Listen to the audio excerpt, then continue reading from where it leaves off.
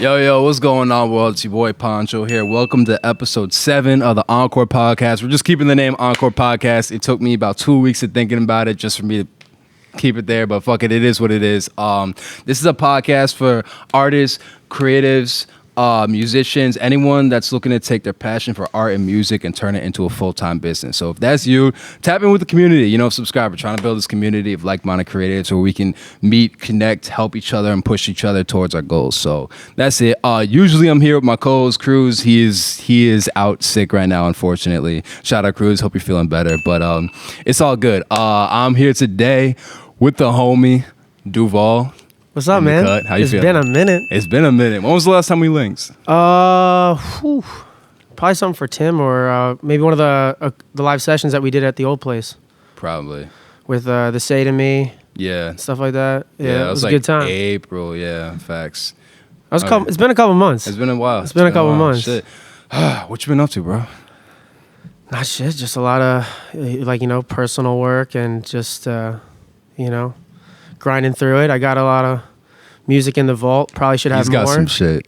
yeah. You just got to hear some of it. Yeah, he's got some shit. So, just not a whole lot. Just really been grinding outside of music. Got to get back into it. Been looking at the algorithm. Definitely had a good year, better year than the last two. So we're slowly growing, slowly grinding. But yeah. What about you? What you been up to?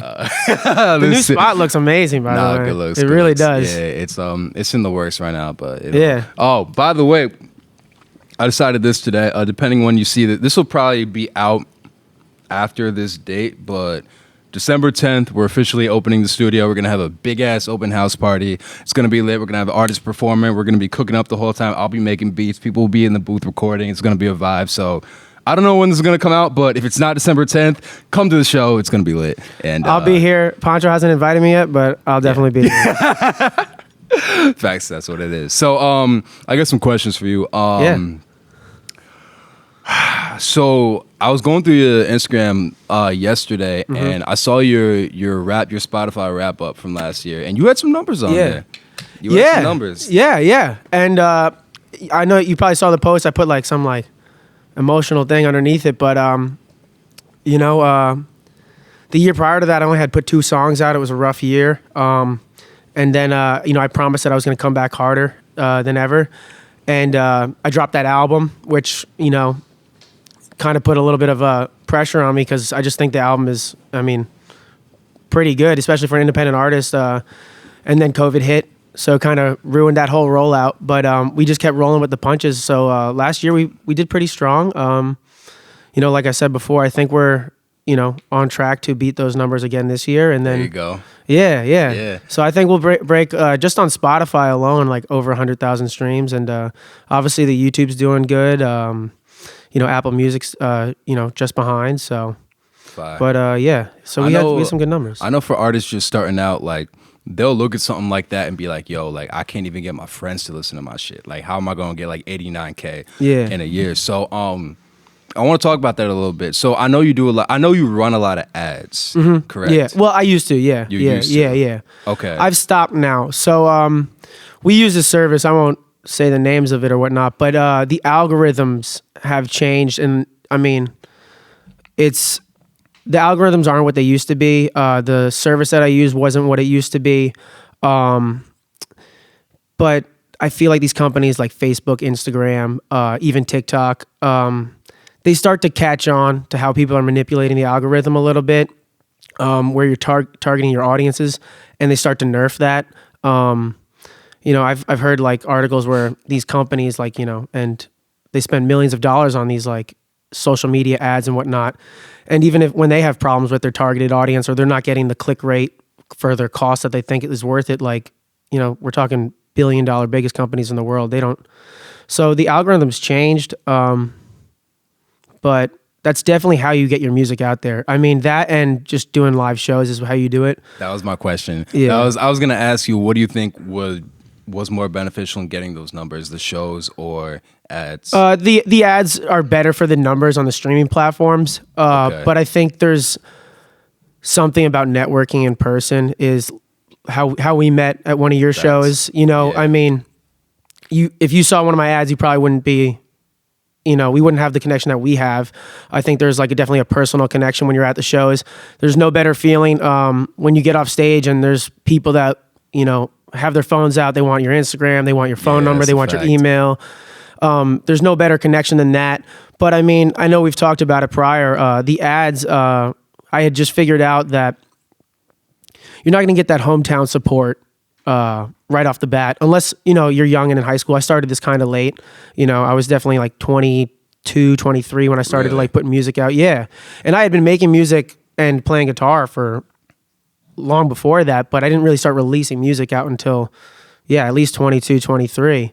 But if you don't have that hometown spirit, like, pushing you along the way, you really got to branch out because not typically, people don't want to, jump on the wagon too early. Yeah, that's real. That's real. And if your friends are having a hard time listening to your music, it's either not their style or maybe you got some that's trash. crazy. That's another thing I had to add. Let's jump in the gun a bit, but I'll go to it.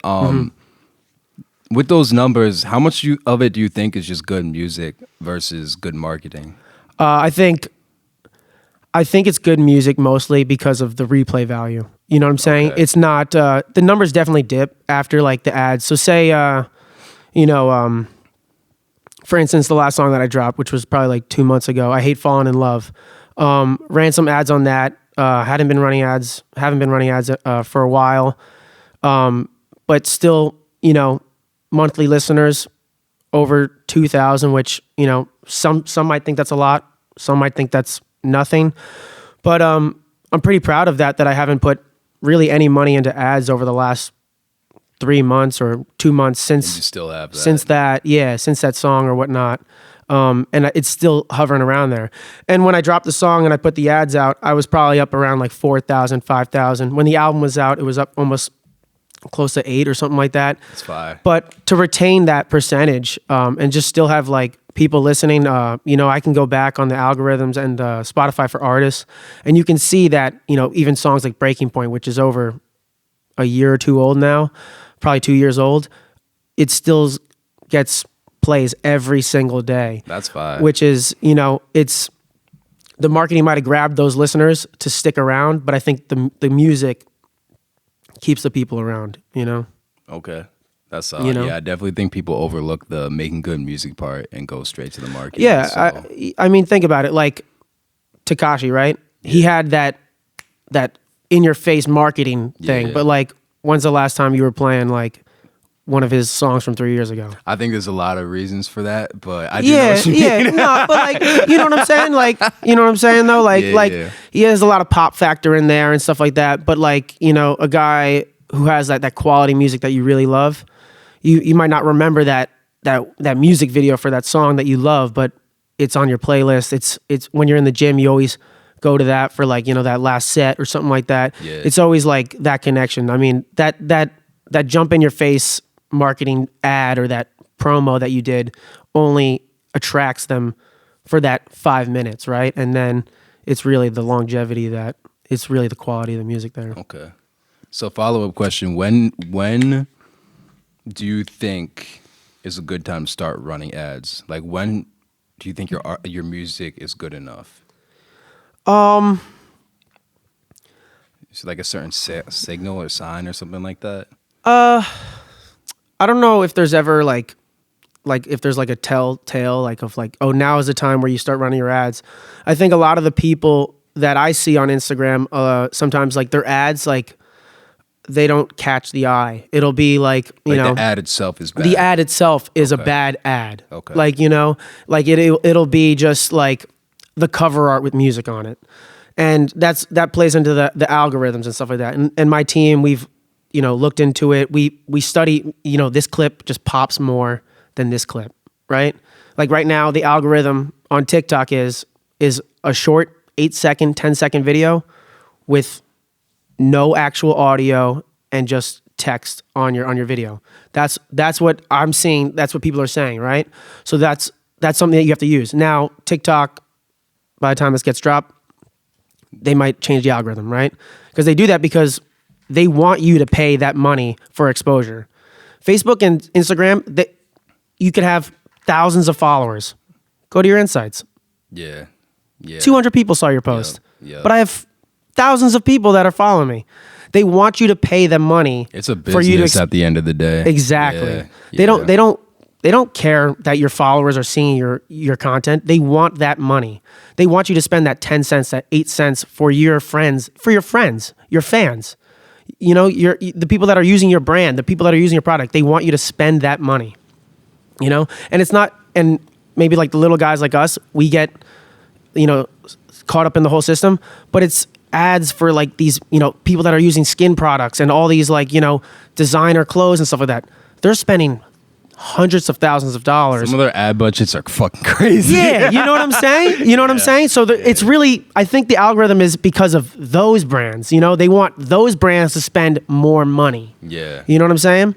Like, but it is what it is. I'd say you should always run your ads. I think that when you drop a song, you have to run your ads, but you have to have some type of movement. You have to have if it's not a live video, it's got to be an animation. It's got to be. And that you're talking about in the ad itself, like in the visual in the ad, and like have. Yeah. Okay. It just can't be a cover art with, you know, your song behind it. It can't just be. Or where it's just a fucking MP3 file, like a Dude, bunch of. I don't know. Yeah, I didn't want to say that, but like it's literally like the Files app in your phone, files, and it's a screen yep, record, and you're like, dude, who spent, you know, $100, $200 on? Because it's the algorithm. It's not going to push it because there's nothing for me to interact. If you're a producer, there's so many. I know it's a show for artists, but if you're a producer watching this, please stop that shit. So many producers do that. Even like if you're a producer, I follow some producers on the gram. They'll act like they're making the beat for the video. Yeah, and like, but it's at least it's appealing. You know what I'm saying? It like stops me, and I'm like, oh, he's on the drum kit. He's on the drum machine. Oh, he's playing the keys. Facts. You know what I'm saying? I'm seeing something visually grabbing me in there. You know, otherwise. More importantly than that, they see you. Like that's what people want to see at the end of the day. That's what I realized. Yeah. Yeah. So. Yeah. Yeah, I had to get over my camera shyness. That's a whole nother conversation in order to do that. But yeah.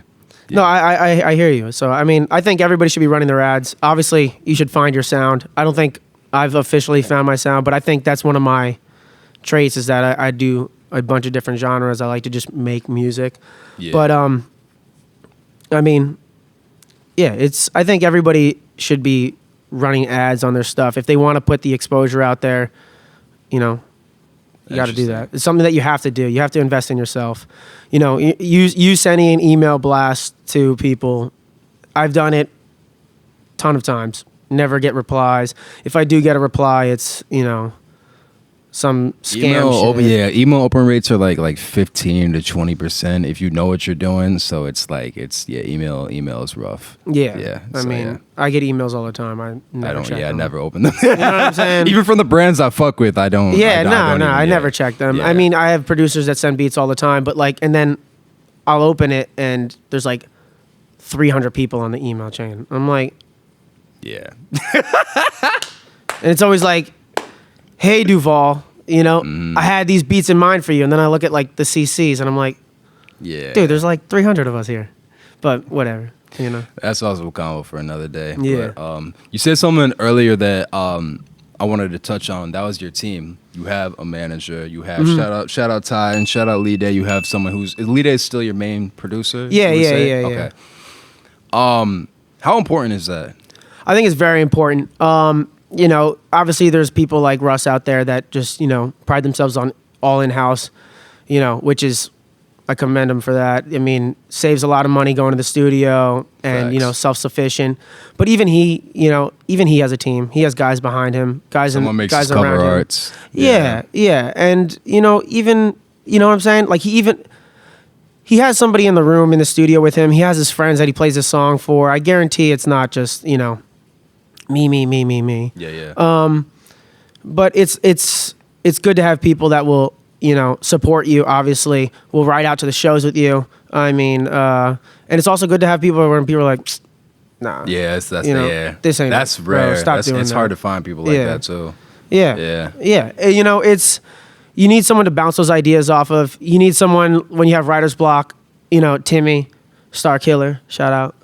You know, Shout out to him in the back. that's like that's my guy. You know, I think he's one of the best writers. Like, Yeah. period. Yeah, I mean, yeah, for sure. Is that facts? Tim's behind the camera going like this, but so like when I'm in a rut, you know, he'll pick me out of it.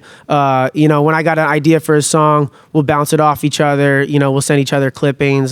Same with Lide, you know, and then just having someone there to like deal with like looking for shows. You know, people reaching out, like, you know, we all play a little bit of a part. It's, you know, this is a team. This isn't just a Duval, like, you know, we all bounce ideas and support each other. So hell yeah. I know a lot of artists feel like the missing link in their careers is them not having a manager. In your opinion, when do you think an artist should get a manager? That's tough because I have a manager, right? Ty oversees all of my stuff. And that's great, but at a certain point, and we've had the discussion, I mean, if a song took off, you know, having a manager like that's already in the industry is obviously super beneficial. Realistically, if we had a song pop off and people were like putting contracts in our face, we would have no idea what the fuck we were doing. You know, that's kind of the goal, right? To like outwork your current setup. Yeah. But I think everybody would just fall into the roles that we have. I mean, it's a team effort. I wouldn't say like, you know, you're just starting off and you're a year in and you got a couple hundred, maybe a couple thousand Instagram followers. You need a manager right there, then and there. You know, we've seen it time and time again that, you know, people offer management service and you'll pay them money.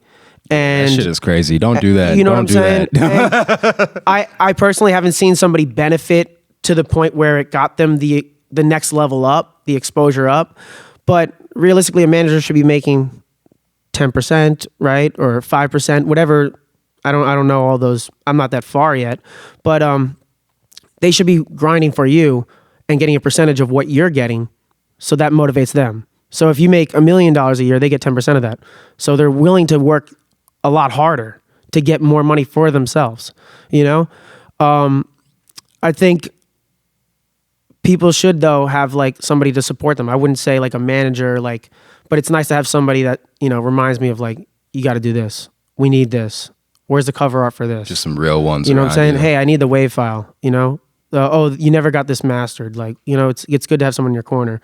But I don't think it's necessary at that, you know, at this level to have it. But I think it definitely relieves a ton of stress off and takes a ton of weight off my shoulders. Interesting. All right, going on the production end, like you have, shout out Lide again, in-house producer. Most artists, when they start out, they just go on YouTube, get type beats and go like that. I still do that. You still do that, exactly. Yeah. So for an artist just starting, do you think it would be a better route to link up with the producer and build with them or get beats online? Easier route is to get beats online. Yeah. Because you could just go, oh, I don't like that one. Yeah. Oh, I don't like that one. And then there's one that clicks. You buy the lease, you buy the stems, you know. But having Lide is a blessing, obviously. Yeah. You know, just even, you mean the production is obviously, you know, top notch. Shout out Lide. I think he's a better producer than me. I'll say that on camera. Shout out Lide. But like look at like what you and Lide have done, right? Like and I think, and I'm not really in the production game, but Lide is a lot like, you know, if he fucks with you and stuff like that, he'll put you on, he'll support you. I know you guys got a song with like with Four, right? Yeah. So like, you know what I'm saying? Like Lide is not shy to share the spotlight. He's not afraid to like, you know, to collab and put things together. But just even having him in the room, in the mix, like he's so sonically there. Like, you know what I'm saying? Like when he's producing, he'll hear a drum pattern that I've never heard. Like I didn't hear, I can't do drums for anything, but I'll tell him like, oh, I like this sound, I like this. And even when it's like structuring the song, he understands sonically like what we should put here and what we should put there. He's a perfect person to have in the room. And that's really tough to find. You don't think most producers are like that? No, I think most producers are like that. I don't think a lot of artists have access to somebody like that. You know what I'm saying? My fault. Damn, bro. Damn. It's my aunt right now. I'm sorry. You got to take it? No, I don't. Hey, I'm in an interview. All right, so there might be one cut. Oh, now there's going to be a cut. Now we do this all one take. All right, no, let me put my phone on do not Break- disturb. break- yeah, break this- break from break intense character. combo. God fucking damn. Nah, Shit. But no cuts. now that's interesting though. Let's check if the audio is working. Yeah, we're no, good. we're good. We're Yo, good. bro. Don't say shit like that. Like, fuck. Got me nervous. There's been many times where we've done interview. Anyway. I was one of them. Yeah. All right. Look. So okay. So do you even think that's worth 100%. artists seeking 100%. out? Yeah. Lee Day is 100% worth his weight in gold. But I always say, I think we said that, we talked about this last time. I think there's probably like 100 rappers to every producer. I think more people want to be in the spotlight. I think that's like the new thing. Me and Tim always talk about that. The new thing, the now thing is like Being a rapper. is like, oh, I want to be an artist. I want to be a rapper. Yeah. Do you rap? No. But they want that lifestyle. They want that lifestyle. Nah, they want that's the rock star lifestyle. They see it on Instagram. It's all like right in your face. But I mean, look at it. Like, you got Murda Beats, you got Take Heath. They work with so many artists across the board. You got, you know what I'm saying? I really think that everybody wants to be the front and center artist. And, I wish I got more involved in the production side of it when I was younger, but Really? yeah. Just cause I think playing the piano is probably one of the most valuable tools to have in the music industry. If you have a kid that wants to get into music and he's at a young age, get him into the keys. Get him into the keys. Don't put him in some bullshit classical lessons. Like, make sure this is why most people. I was gonna say this real quick. This is why most people fall off from learning the piano. You got to enjoy what you're doing. Yeah. So like, make him learn like fucking like, I don't know, like who's someone lit right now? Someone lit? Yeah, fucking make him. What is Zaytoven, right? Make him learn some Zaytoven shit. Yeah, make him learn something fun. But yeah, anyway. I agree with that. You know what I'm saying? Yeah. I don't think like being classically trained is a bad thing, but like, and you don't need to read sheet music, but you need to understand how to like move your fingers, how the keys work, what chord progressions are. I think it's just such an overlooked task. I mean, I think a lot of music nowadays, especially in hip hop and rap, the beat really drives the lyrics. I mean, how many times do you just like hear a car going down the street and you hear the beat of the song? You don't hear the lyrics, but you know exactly what song that is because you hear that beat in the background.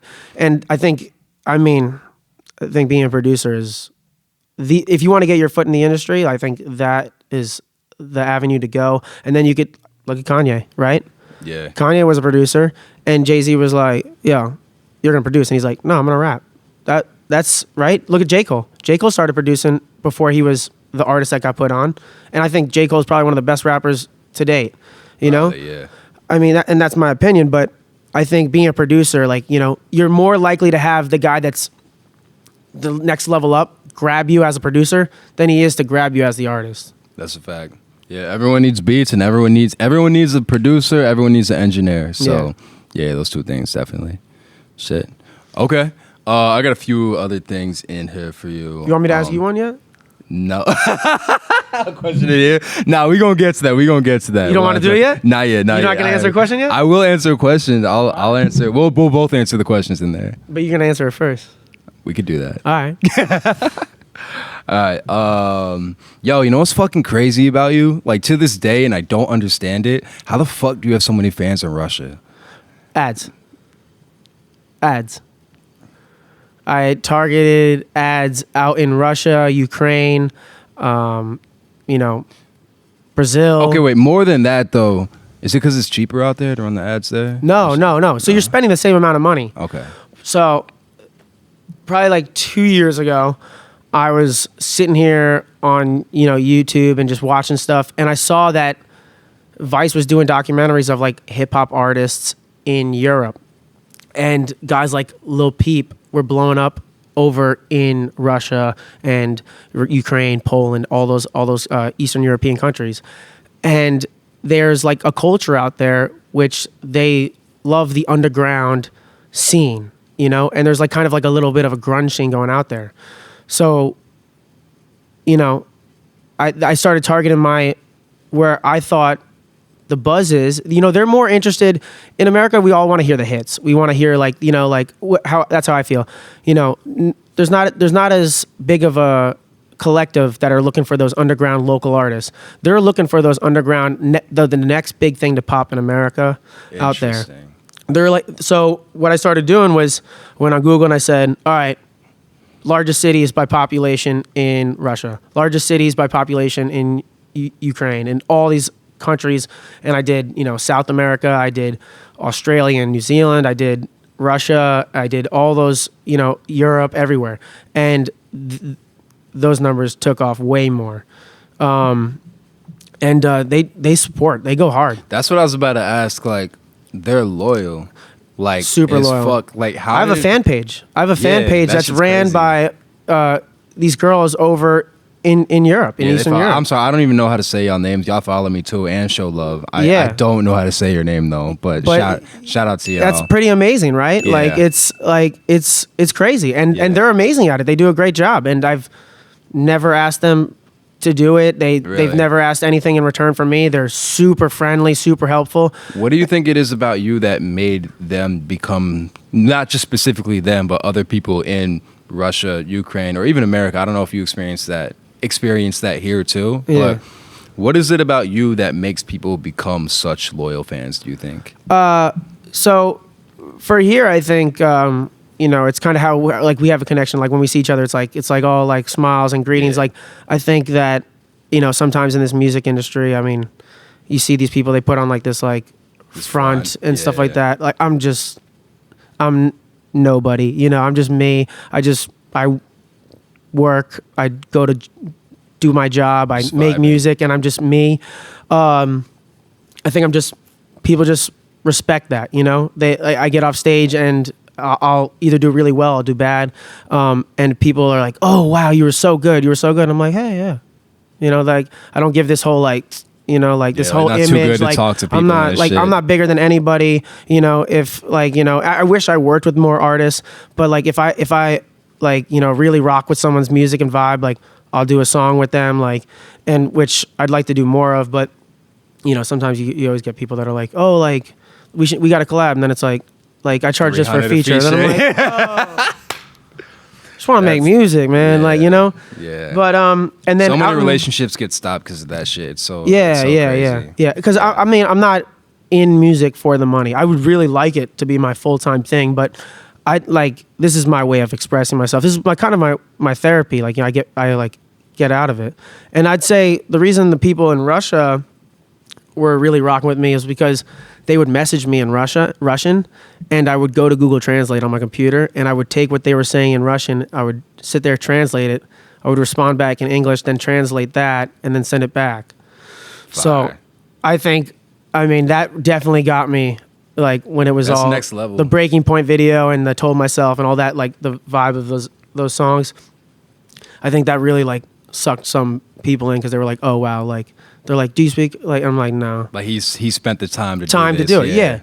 Yeah. And I was just at that time, I was just so amazed that somebody out there in the world was like connecting with me, that felt what I felt through my song. I thought that was the coolest thing in the world. Like, you know, it was special. It still is special. That's fire. Yeah. Shit. Okay.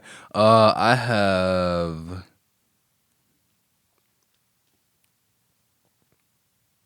no more questions for you. You ready for this? You ready for this? Are you ready for it? I'm ready for it. I'm about to ask you a question. All right, I'm gonna pull out the first question.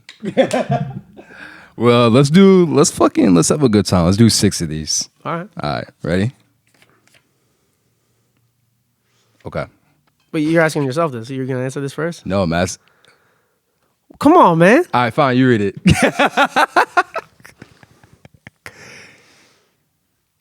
What is the most desirable and most irritating personality trait that a person can have? All right. Most desirable.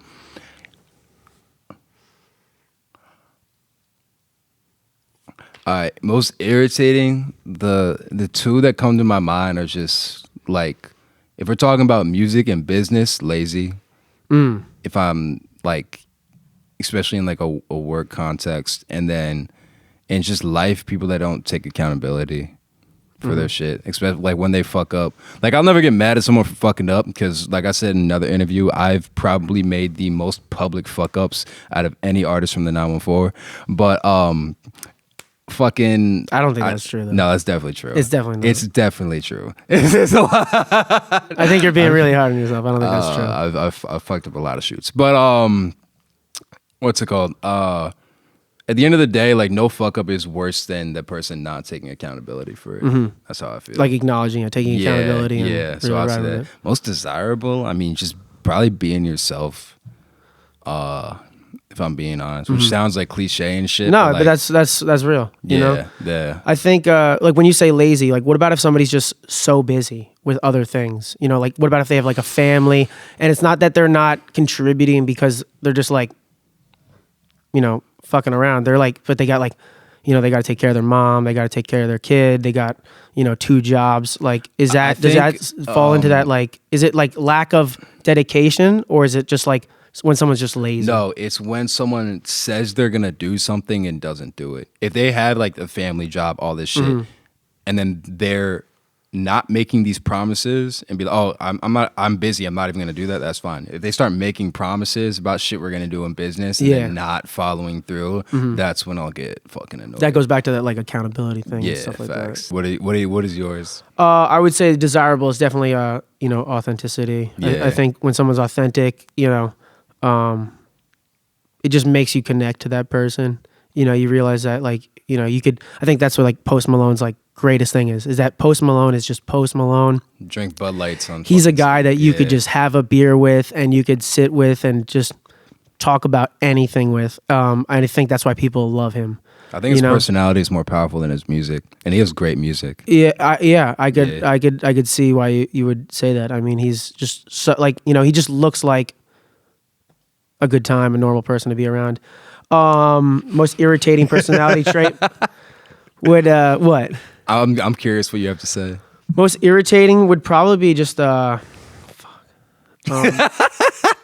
would say it's the opposite, right? It would be when people are trying to put on this front, trying to like, you know, and I know that like, you know, I think Drake had put an Instagram post about it, like how they like rented out this car that they couldn't afford at the time because they wanted to look like they were already on the next level.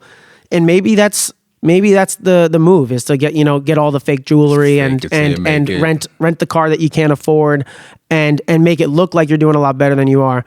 But I think a lot of people go broke like that. I think a lot of people, for every person that makes it like that, I bet you there's tons of people that are now paying off a car that they can't afford. They're working a job that they don't want to do because they made the mistakes of, you know, buying the jewelry. They're selling it back. They're losing money. I think a lot of Mad people money on the jewelry. A lot of people will front like they're doing a lot better than they are. I hate when I like, you know, when you walk in a room and someone acts like, you know, they're the shit. They're better than you. I think we're all sitting in the same room. We're all eye level with each other. I don't think any of us have made it yet. You know, no one's sent me made the it. best fucking post about this today. What was it? It was about like how people do that and they like try and make it seem like they're on another level that they're not, and then they'll get too inflated in their head and then start thinking they're too actually good. Believe it. Yeah, and then so they'll turn down opportunities that are actually good for them because they think they're better than they are. Then they don't actually progress. Yeah. Shout out Dame MEC who said that shit. No, that's pretty good. Yeah, that show's fire. All right, you ready? Let's keep it going. What do you never want to do again in your career? Oh, what do I never want to do again in my career? Like what's my biggest regret?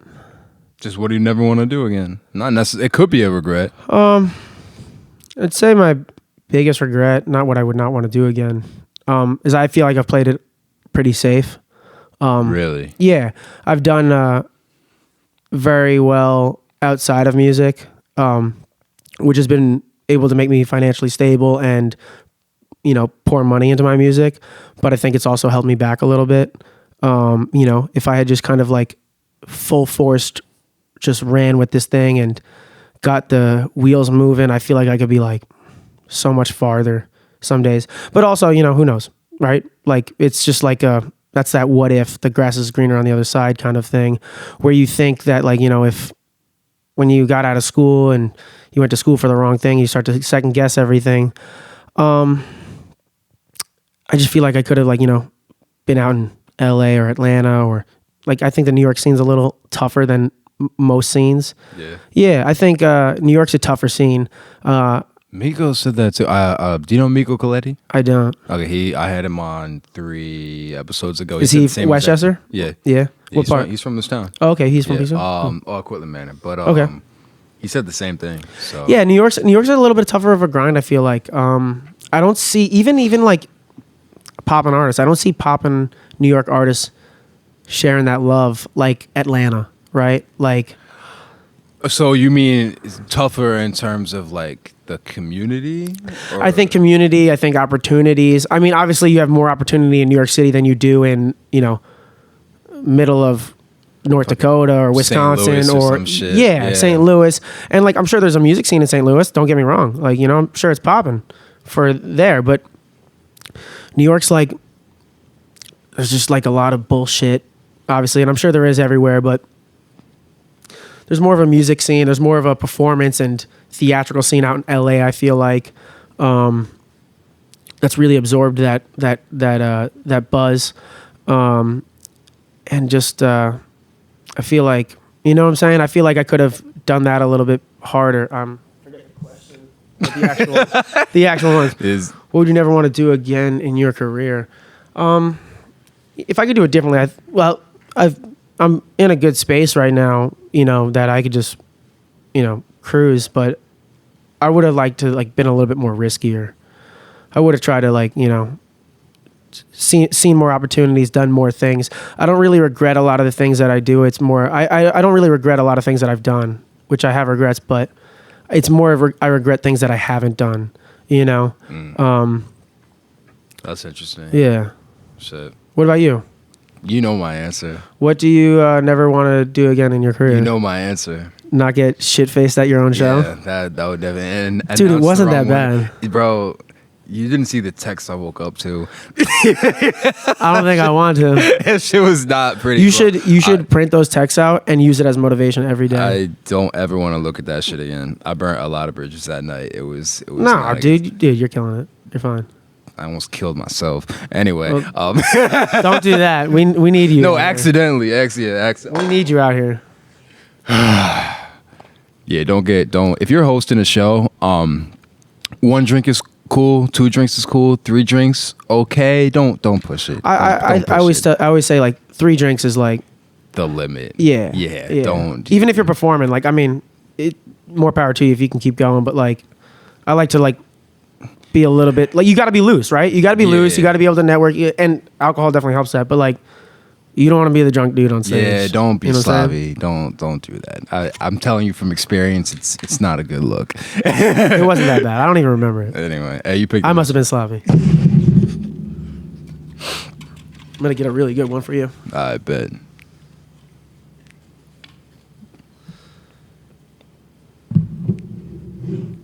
All right, so this says artist, but what do you want your legacy to be as an artist? As an artist, someone who help people chase their dreams. Like, I feel like people have a lot of mental hurdles and they put a lot of mental blocks on themselves that stops them from getting where they want to be.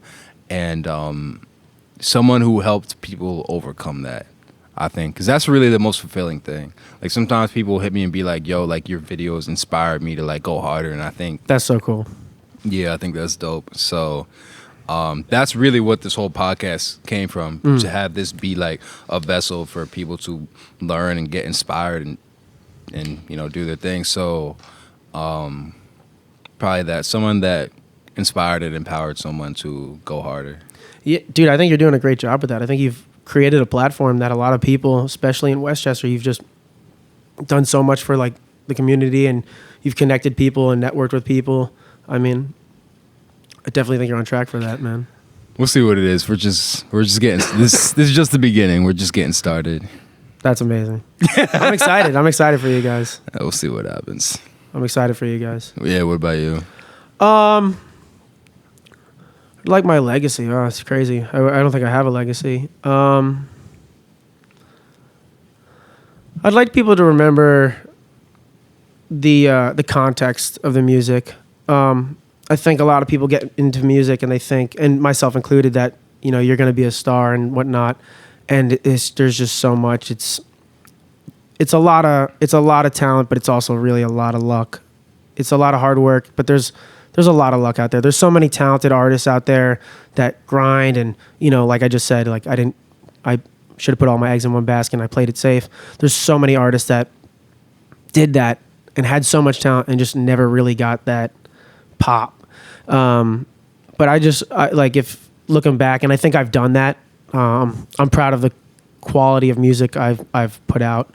I'm proud of the context that I've put out. Like you said, I think there's no better feeling when someone reaches out and they're like, your video inspired me, or yo, I really related to that song. Yo, this song helped me out, or like, I'm really in a bad place right now. What should I do? And and they look to me and for advice because we're both in the same spot.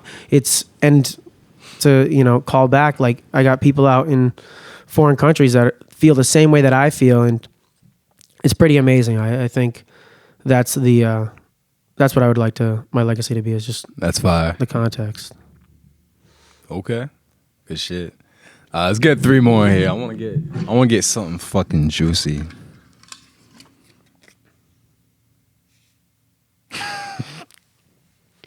I almost wish Tim was in here for this.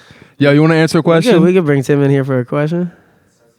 Yeah, you might get us canceled, but I think you need to be. Yeah, what does that mean? What does that mean? Yeah, you should definitely come over for this. You're gonna grab the director's chair. Yeah. No. Yeah, yes. Yeah, you can get the hard ass wooden chair. Poncho's like, DJ's playing it too safe. We need to get a risky answer. Okay. Does this thing swing? Yeah. Yeah, y'all gonna have to share the mic though. Okay, yeah. I'm just answering. I'll take an answer. Is he in frame? Yeah. Okay, cool. All right. This is my boy, Star Killer Timmy X. Gang. The GOAT, the Gang. greatest. That's gang. All right, you ready? What is the most agonizing part about chasing a music career? I fucking knew it. Yeah, you guys go ahead. I want to prepare my answer, so you because I want to just hop in the conversation. I don't want to start it. Yeah, all right. Most Agonizing part about chasing a music career. Definitely setting those expectations. I think a lot of my my lowest lows and lulls are because I expected to be here, expected to do this. Why isn't this working? It's all that self-doubt. That's the most agonizing part about it, is those moments when you haven't put a song out in 2 months and you can't finish the song that you're working on. You're hitting that writer's block and you're just sitting there and you're telling yourself you suck, and you feel like shit and you feel like you're not good enough and you're alone and people love your music. It's like, it's all that self-doubt, which is like, it just kills me inside. It's just, and some days it's weird. Like, you put out a good song in 30 minutes, 1 hour, and you feel like you're the shit. But there's a lot of low moments when it comes to music and chasing that dream. It feels so close, but in reality, it's so far. There's no way to explain it other than just all that self-doubt that bottles up. That's a good answer.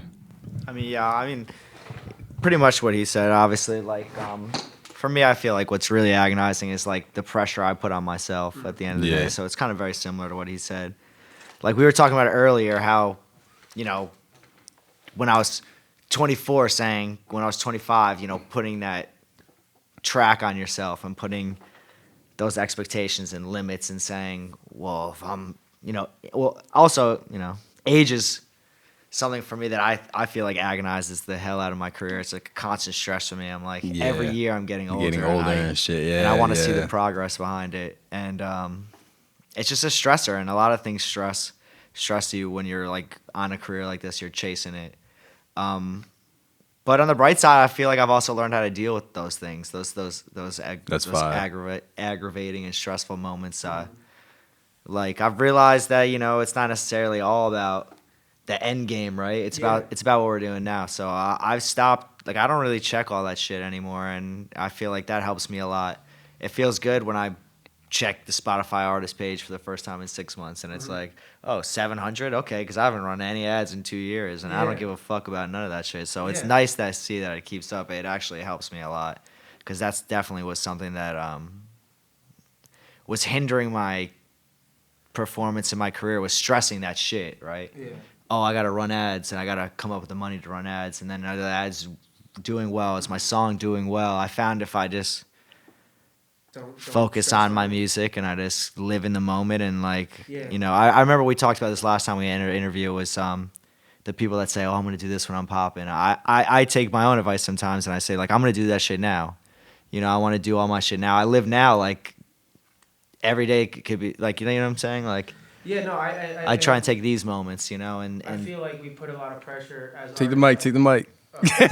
I agree with you. I feel like we put a lot of pressure on ourselves because, like, you know, we want this so bad, and it slowly, like, you know, kills you inside, like that. Like you want, you know, you want it so bad, but like you sit there and you put all this pressure on yourselves, and it like takes away from the love of the music. You know, I relate to that. You know, it's sure, like, for sure. I hate sometimes, and you know, we talk about it all the time, but like, I hate when music feels like it's a second job. You know, there's nothing better than just like kicking it with your friends. Like when we were first starting off, and it's like, you know, and the music was way worse back then, but it was like a lot more fun. Yeah, you know, I'm not gonna lie. I don't, because I made Encore my business, and like playing piano is now like my job. Like I don't enjoy it anymore. Yeah. So yeah, that's definitely something I relate to. Yeah. I started playing guitar more to kind of balance that. But like, yeah. Sometimes you need to just take a step back and like, you know, like for your own good. Because I mean, at the end of the day, like, it's not worth, you know, driving yourself crazy and stuff like that. It just is. It is what it is. If I had gone back now, I mean, I'm happy with what Encore became. But if I had gone back, I probably wouldn't have made the thing I'm most passionate about my business. Because it completely fucks it up. It completely fucks up the enjoyment. Yeah. So no, I feel that. And you know, to get back to what Tim was saying, a lot of people don't think about it. Age. Yeah. Age is something that, you know, you're like, oh man, I'm approaching 30. Like music has really, and it's sort of always been, but it's really lately, as of like the last like 10 years, been a young man's game. You know, you got a lot of kids that are popping off at 16, 18, 19, 22 years old. You know, and you think about that all the time. Like, you know, at some point I'm going to, you know, do I want a family? Do I want this? Is it worth risking all this? By the time I get there, I don't want to be like the old guy showing up late to the party. You know what I'm saying? You know, and you also don't want to be left hanging, you know, when it's something that I think about often. Like the age is definitely a number. Like, you know, you think about that all the time. Well, like, you know, I thought like by the time I was 27, I would, you know, be touring and doing this, and now it's 27, and you're like, yeah. But that's why I say, like, let's do it then. You know what I'm saying? Like, yeah. You can't wait around for those moments and go, well, when I'm here at my career, when I hit this point, it's what I want to be doing. You should be trying to do those things now. Like we're here right now, right? Yeah. Like we could say. You know, I don't know. We could say things like, I don't know. Don't even get me started on this show. You want to stay for the last two? No, you guys got it. Fuck it. No, I relate to that. No, that's a good point though. Like, you know, like it's age is definitely something that you know, like I don't think a lot of people like think about and talk about. Like I don't. You know what? I don't think about the age thing a lot. I'm a bit younger than you guys, but I don't think about it a lot. Maybe I will later. That's the one thing I don't think of a lot right now. Well, I mean, fortunately for you, I really believe in you and what you've got going. I think it's going to work out. I think you've found an avenue that, you know, I think the hardest thing about the hardest thing to do to make it in music is being the actual artist. I think what you've done is put yourself in a great position to, you know, interview and produce and provide and stuff like that. I think you're more of an asset to the artist than, you know, we need people like you more than you need me. I mean, there's hundreds of me out there, but you've really carved something in this community that like is needed. Thank you. That's fire. Yeah, but like you know, I mean, who wants to be like the 38-year-old rapper that is, or in my perspective, is like doing that like alternative. Like no one wants to hear me sing a fucking alternative song at 38 years old about a breakup song when I'm like, you know, no one wants to hear that. Yeah, it's not the vibe. But I think that's just, you know, that's part of the journey and stuff like that. But I think age is definitely a factor. Interesting. Yeah. All right. Shit. I don't know what I would even say to that, to be honest. I kind of just accepted that it's going to be hard as fuck and a lot of bad shit is going to happen. So, I don't know. I'm really confident. I'm really happy. I think you've done a great job so far. Just seeing the progress over the years, I think. Thank you. If I had to bet on a horse, you're the guy, dude. Nah, don't say that. Don't say that. I did say it, and I'm not taking it back. I'm unapologetic about it. I think you're doing a great job. We'll see what it is. 2 more. I want to ask this one last. All right. Yeah. All right. Mr. Duval, when is it time to cut someone off? Oh, it's tough. It's tough. It's time to cut somebody off when it becomes non-beneficial. It becomes more of a roadblock than a boost. I don't know if I had mentioned this here before, but it was something about, like, Snoop Dogg was talking about it in an interview where he said that, you know, there was 30 artists in the studio at a time, and they'd be in and out, and they'd all be working, and then they were all at this level. And I saw this. I saw to here, yep. Mm-hmm. And he was like, either you can they come up to here and they rise together, or I just stay down here with you and just keep acting like it's all good. And you know what I'm saying? So like, if they're not elevating you, if they're not providing, and I'm not saying cut off your friends and like, you know, like, you know, you can't be friends and stuff like that. But and that's what sucks about this business, is a lot of it's with your friends. There's a line. You got to do business. You got to do business. And if it's not progressing you and making you better, and if it's hindering on the creative process or something like that, I've been fortunate. I really haven't cut many people off, if any. Excuse me. But if it was ever like if I ever felt like somebody was holding me back, that would be a really shitty day. I'm at a point right now where I wish I could put more of my friends on, that I know that they would be great assets, but like, we're not making money, you know, we're just grinding. Yeah. But like, yeah, if you got people that, like you said, you know, making promises, they don't deliver, you know,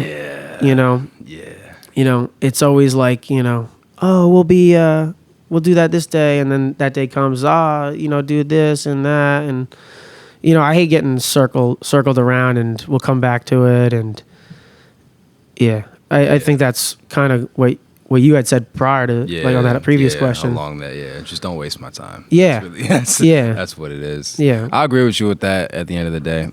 Yeah. And like you said too, like, I wouldn't necessarily cut them off, but like, I just got to go over here. Yeah. And like, that's all it is. As much as I want this to be fun, I also want it to grow. Yeah. You know what I'm saying? Exactly. All right, you ready? Let's do it. You should read the last question. I'm gonna read it to you? Yeah. Why do you think so many artists fail? I'm interested to hear why you think that. Well, let's just get the biggest one out the way. They don't work hard enough. They don't do enough. They're not consistent enough. They don't put enough into their craft. That is probably I would say like 90% of it. How much, like hours? How many hours do you think on average someone should be putting into their craft a week? You're asking the wrong person, bro. I have no social life. I'm here all the time. All I do is work out and build this business. That's why I was saying, I believe in you, bro. I would say to answer that question, how bad do you want it? Yeah. So, well, what do you want? Like, what would, like, I know your legacy is to put other people on and stuff like that. What would it be like to have like the biggest podcast in the music industry? Would it be to be hired by Apple Music or Spotify Radio? I don't know if that even exists, but like, what would like your ultimate like the end vision for this be? Not even like the end vision, just like what's like your goal? Because like obviously once you reach that goal, it's like, you know, you get that 1 million, then you want that 2 million followers, then you got that 10 million followers. Like, what would your goal right now be? Like, well, I don't have I guess either like vanity numbers like that. I don't know if that's the right way of saying. No, I'm not saying it's got to be a number, but like, would it be to get like an offer from like you know, like a title podcast, or would it be to be you know, to produce a song for, you know, someone from, you know, a certain label? Would it be to work for a certain label? I would say like A&R, for Encore, everything is going to become, the goal would be to, like I said before, help and inspire as many artists as possible, and then scale that as big as it can be. So I don't Encore. You want to stick with Encore? Yes, so, Encore being the acoustic videos. Yeah, that would be like the main service, but Encore would also be this podcast, and like I was saying, the panels before. Did I talk to you about the panels? Like how we're gonna bring people in and have them do like panels, like people from the industry and shit.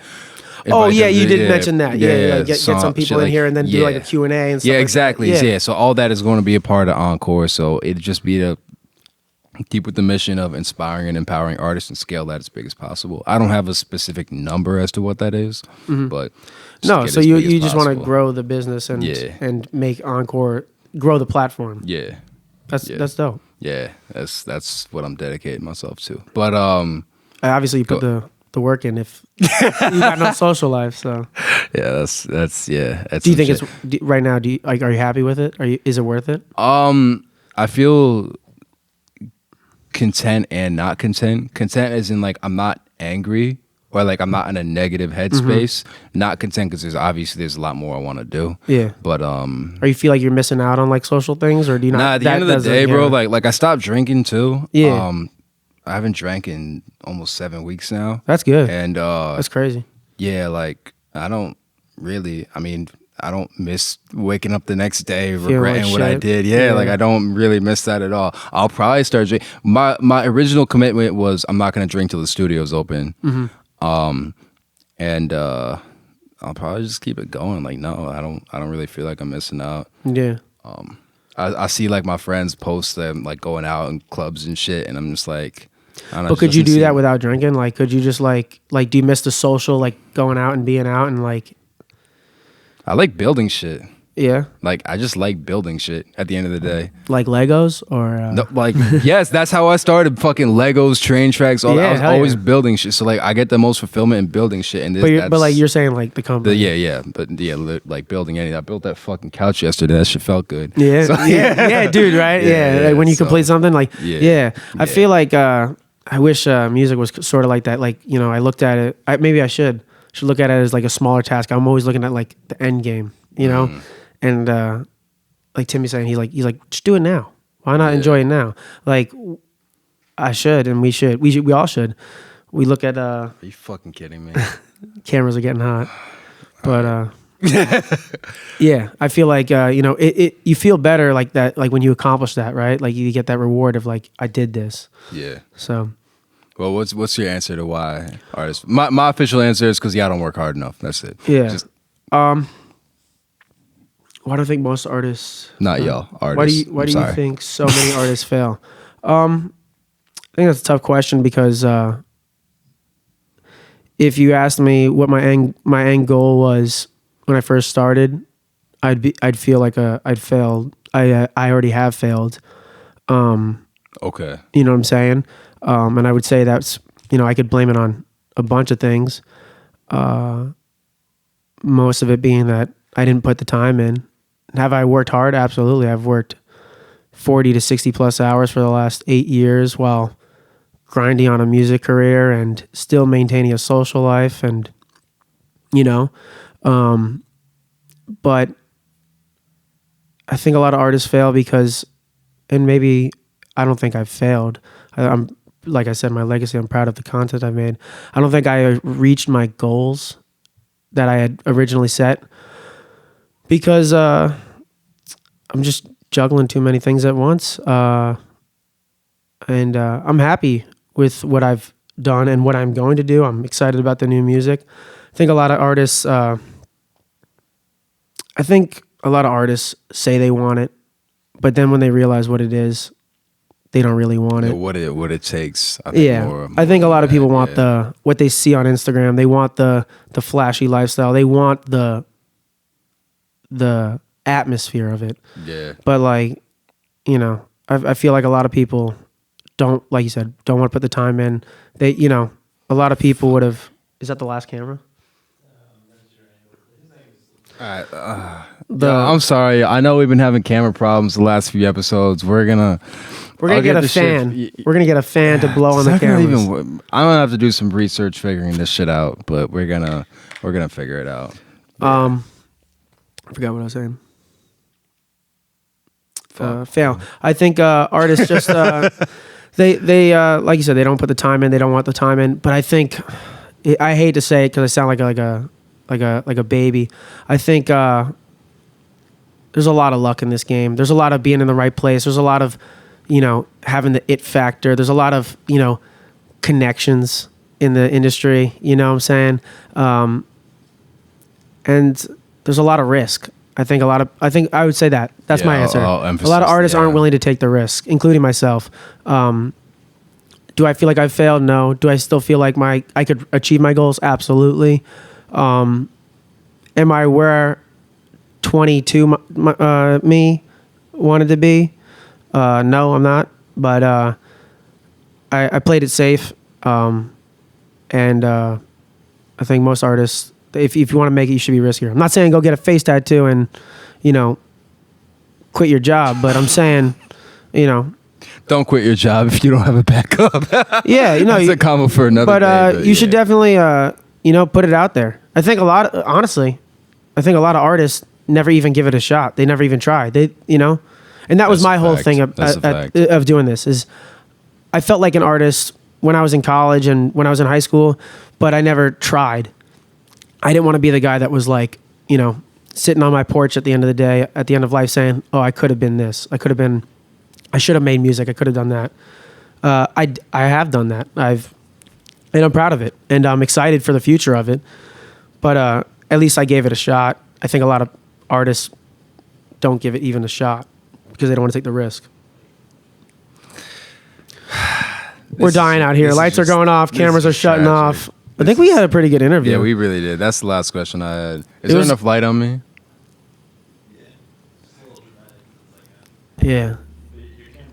Looks like you're ready to say a monologue. Yeah, bro. Is this going to be the last one to air? Well, no. This is the last one we're gonna film until we start drop. Me and Cruz need to film an intro episode where we tell our stories. I didn't even get to meet Cruz. Yeah, I know. Shout out Cruz. Hope you're feeling better. But Cruz, let's meet up. Let's hang out. Let's do this again. Nah, for sure. Yeah, it's just the beginning. I enjoy everything that you guys are doing. I mean, new place is amazing. I'm super happy for you guys. Thank you. Hope that we can do something soon together. There'll be a lot going on. Yeah. You'll meet him at the open house. The open house. Oh, so now I'm invited. I got the invitation. Yeah, you're invited too, Tim. Yeah. Look. So that's it. That's the podcast. This is episode 7. Duval, thank you for coming through.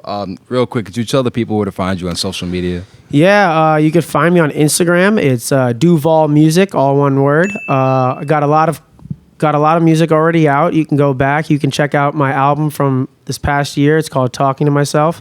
You can check out my latest song. It's called I Hate Falling in Love. And then Poncho already got to hear some of it, but we got a lot of good music, different genre changing.